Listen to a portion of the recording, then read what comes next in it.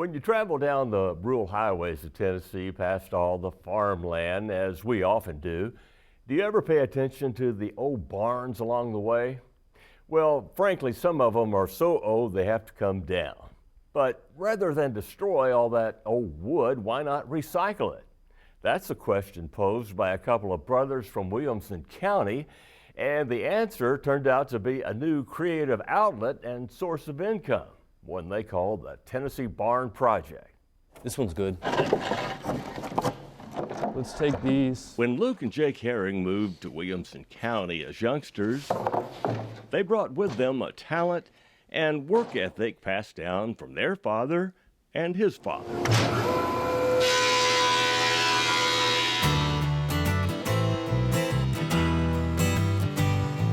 The most important lesson was work hard and be proud of what you work on. It was his main thing. He didn't care how it was done as long as you walked away, that it was done, to your standards and it was done right. That was the main important thing. Yeah, and take care of your tools. Yeah, take care of your tools. They started a green construction company called Natural Design right before the housing industry bottomed out.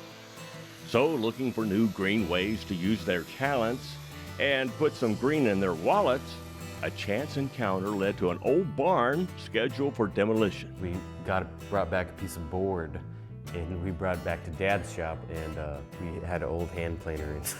We hand planed it, and then we were like, this looks awesome. We could see the marbling in the white oak. They bought the old barn, dismantled it, brought it home to their shop, and the Tennessee Barn Project was officially born.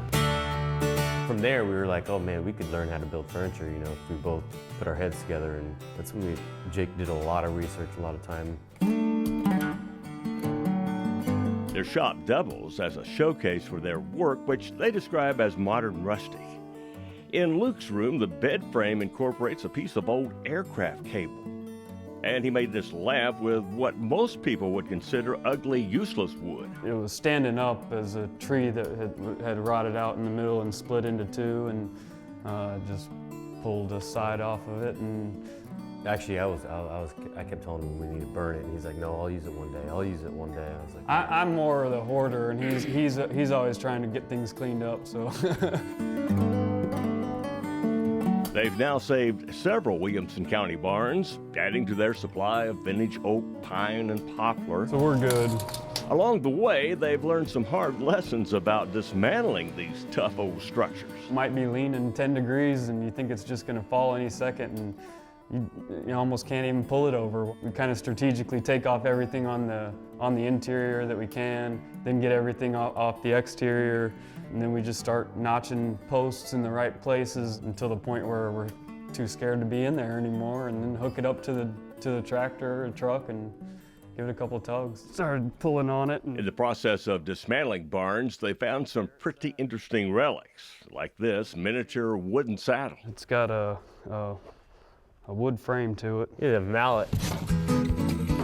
Today, life is pretty good for the Haring Brothers. They get the satisfaction of making one-of-a-kind furniture pieces and giving new life to old barn wood. Be a lot of chiseling on this guy. Recently, they recruited their childhood chum Ryan Zafara as a third team member.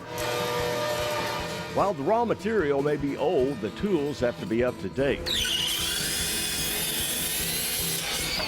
Like a sharp-bladed saw to cut through the tough old wood, and a planer to remove just enough of the weathered surface. This, by the way, is a tabletop in the making. This one's going to be a tung oil finish. They often incorporate metal found in the barns they've acquired. A steel hub wagon wheel can always be put to creative use. Nowadays, they're getting more home and business remodeling jobs that mix the old and the new. They're really starting to mesh more. When we do a kitchen remodel, a lot of times we'll try to get some barn wood for the island top, or put a piece of hand hewn for their mantle and things like that. A lot of people call us and say, hey, do you have anything in stock, or do you have anything that we can buy? And I always say, for the same price, we can make something that fits exactly what you need. Or, a lot of times I'll go out and look at the space that it's going to be in and make it work in the room. Luke uses 3D computer modeling on many projects to test ideas and get clients involved in the design process. I mean, a lot of people think that they want something and then Jake would throw it on the computer and the SketchUp and they'll go, no, I don't like that at all. And it'll totally change the whole thing, you know, so that really helps us a lot, allowing them to see every detail in 3D, walking around it, and then we can just change it, send it back to them, and if they like it, then we move forward from there. Word's getting out about the craft work of the Haring Brothers. They've got several of their pieces here at 55 South, the restaurant on Main Street. Oh, and around the corner here, a special project featuring the wood from 3 different county barns. The new Franklin Visitor Center is a fascinating showcase of their work, with eye-catching creative details throughout. According to the director, Laura Musgrave, the TV wall is what gets the most notice. His concept was that he wanted it to be like putting your head on a pillow where it just kind of molds around your face. And so he's done that with this wall where it just kind of molds around the TV. And from a distance, it almost looks like it's pixels. So we love it.